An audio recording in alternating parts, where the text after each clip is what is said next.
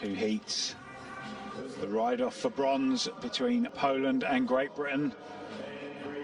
And then the grudge match for gold, the Netherlands against France. And Joe, we said earlier, didn't we, that of these 2 heats, the ride-off for bronze is going to be the more exciting one. Yeah, it was very, very tight in the previous round with the time difference between the Polish team and the Great Britain team. GB brought in Joe Truman for that second ride. They have got 4 riders here that they are swapping in and out of this team across these 3 rides on race day. So I'm excited. This is going to be a tough ask for the GB riders, but let's see if they can get that bronze. Yeah, and I think according to the start sheet, yeah, they've got Truman, Turnbull and Fielding once again. So Great Britain, Fielding, Turnbull and Truman against Poland, Bielecki, Rudik and Rodzowski. Out of the gate, another great start by the Great Britain riders. Again, a massive gear for rider 2 there for Great Britain, but managing to get on it. There's a lot of rush room between both of these teams, Joe. Some gaps opening up. Yeah, a lot of work here to do for rider 2 of Great Britain, but he closed that nicely, rushed into it as we approach the changeover. Now, big effort here for that second lap. Yeah, don't forget, less than 1/10 of a second between these 2 teams in the second round, and that really is translating through to this 1/10 of a second now. It looks like Poland just ahead at the moment, less than 1/10 of a second now, down to 0.92. Can Great Britain bring this one home? Just miss out. So close. Look at that. 0.037, a 43 dead almost by the Polish team. 43.007 to take the bronze medal. And I think, Joe, your sort of whimper kind of summed it up, really, of how disappointing that is for this young team. It's just agonisingly close, but you know what? You can say it's disappointing, but also so motivating as well when you come that close to a medal, and you know it's not even the blink of an eye, that sort of time difference. It's absolutely nothing.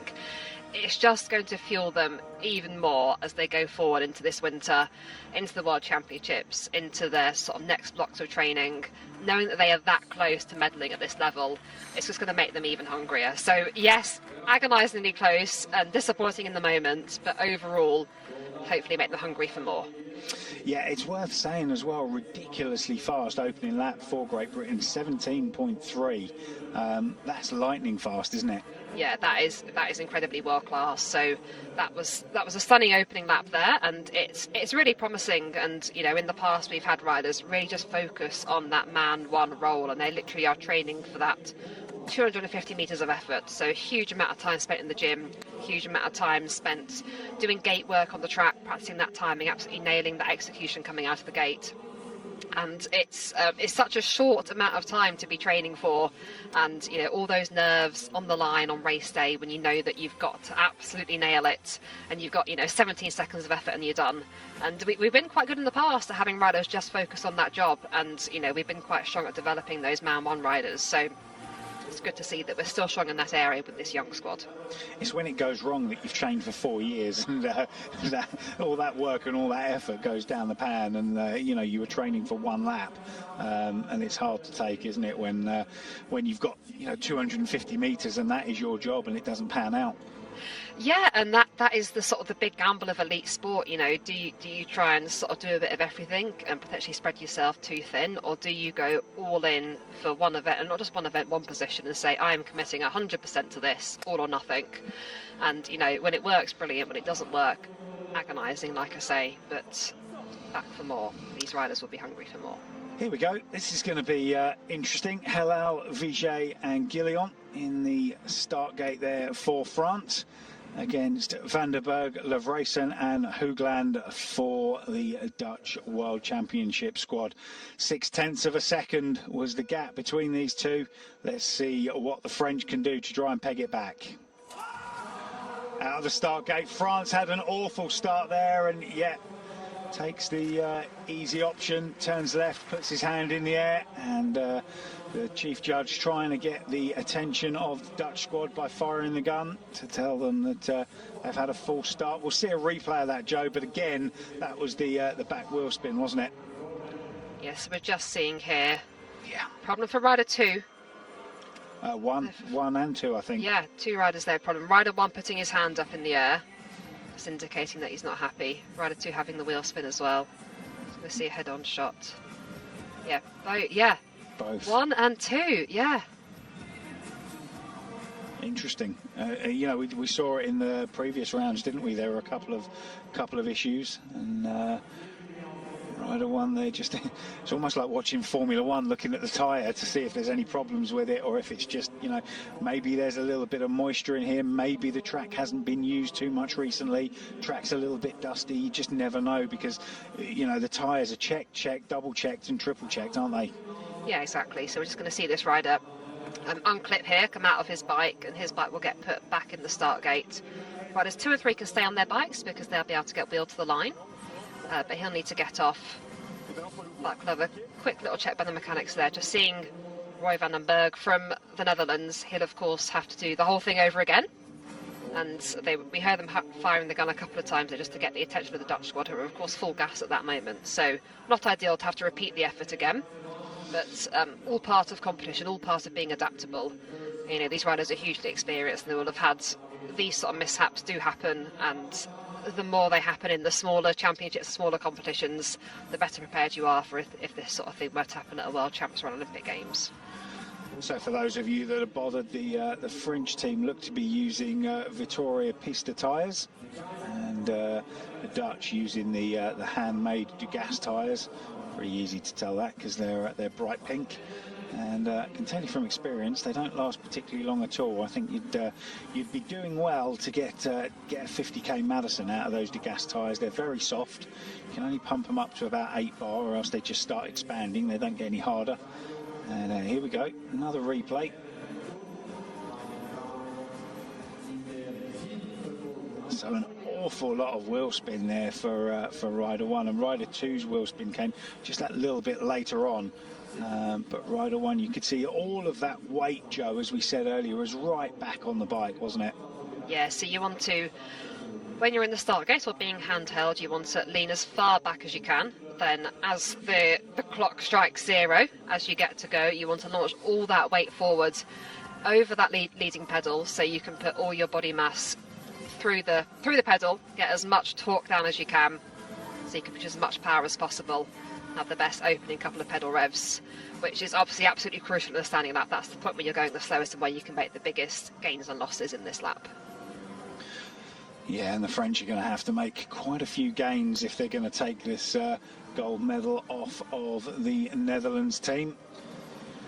0.6 of a second difference, and the Netherlands really have dominated not just this event but men's sprinting for the last few years now. Great Britain doing everything they can to take that fight to them, but they've got such strength in depth here, the Dutch team, that they really are, they're the superpower now, aren't they, in men's sprinting?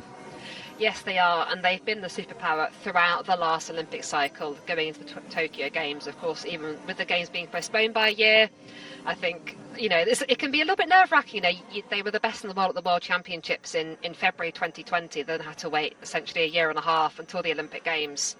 And that can always be nervous, you know, how people have been training behind closed doors, have you been able to maintain that form? But it was fantastic to see them deliver at the Olympic Games as well, get that gold medal. They're, of course, the world record holders, like we mentioned before, which has stood for about a year and a half now. That was set in Berlin in World Champs early 2020. So they really have raised the bar in this event, consistently strong. They have sort of 4 or 5 riders in this squad. We had Matthias Buckley at the Olympic Games. We've got Sam Lickley here as well, as in addition to these 3 riders on the track. So that strength in depth is really important. It creates that sort of competition within the team, because you're always sort of competing to be able to maintain your place, and that just makes everybody raise the bar.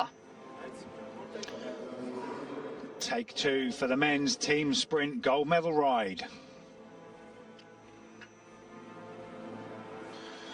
France in the back straight, Gillon, Viget and Halal against the Netherlands, Van den Berg, Levresen and Hoogland.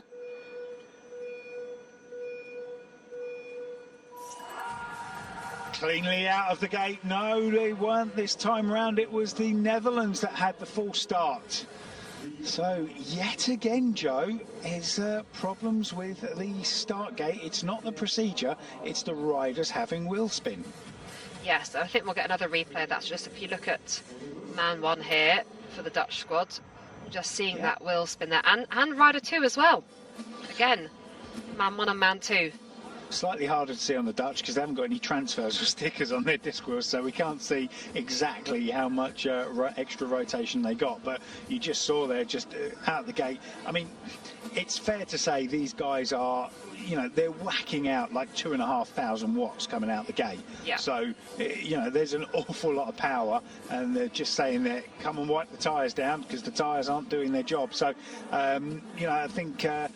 Probably, Joe, we can probably say there's probably some dust, or you know, the track not being used as much as it should have been to clear that. Yeah, we've had a couple of bunch races up today though, so there has been, and obviously you have the sort of warm-up sessions as well. We've had racing this morning, so maybe, but also it's not like it's the absolute first race of the championship. So yeah, not quite sure, but they'll just wipe the tyres down and go again, hopefully. So the Dutch just resplendent there in those World Champs jerseys. And the French just gathering their thoughts.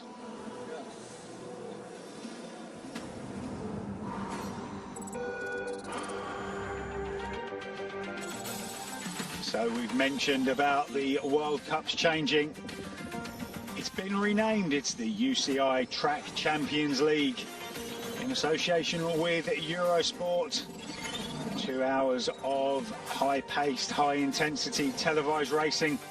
Cycling as you've never seen it before. November 6th for the first round from Mallorca.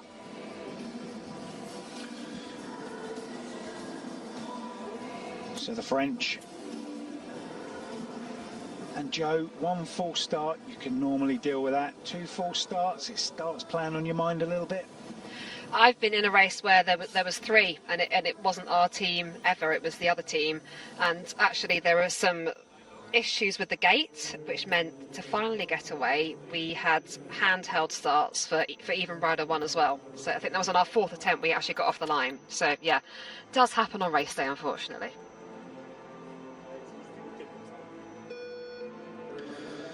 So the beep starting, winding down to 0. I think it's 30, 20, 10, and then from 5 they start all the way down. Yeah, from 5 seconds you get a beep every second. So that's 10. That'll be the 10, yeah. Yeah. Here we go, take 3. Can we get away cleanly?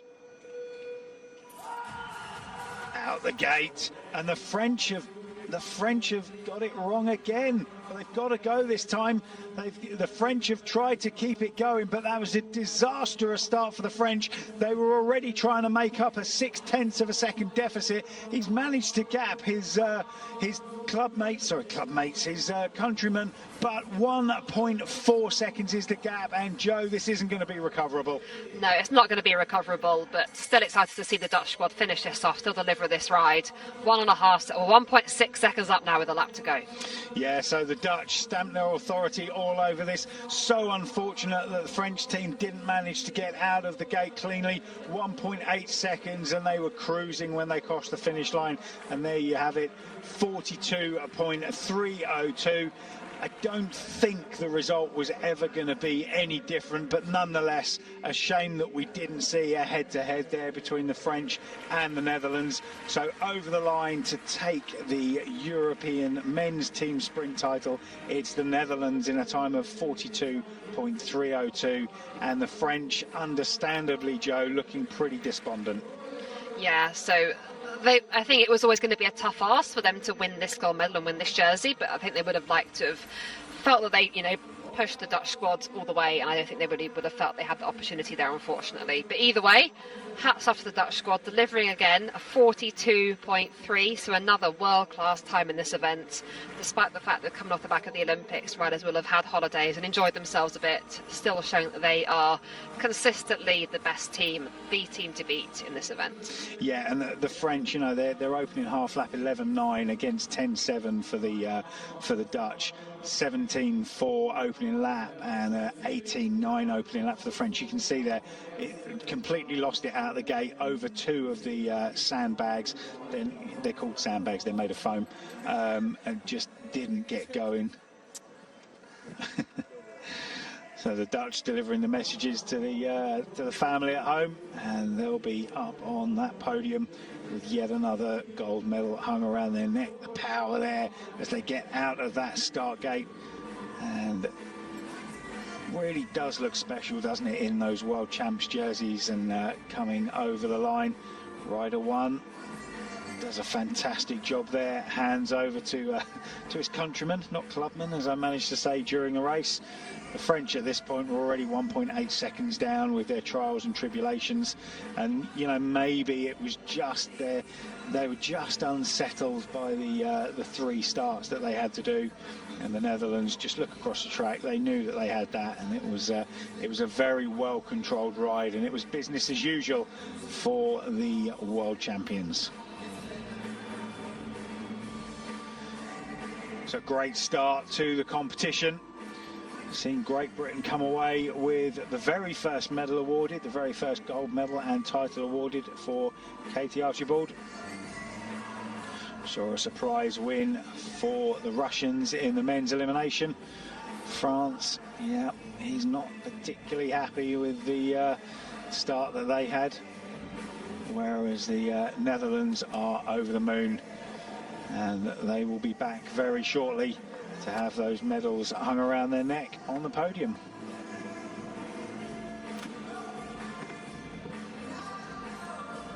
So there's the confirmation. Netherlands from France, Poland, Great Britain by just 7 thousandths of a second miss out on a bronze medal to Poland.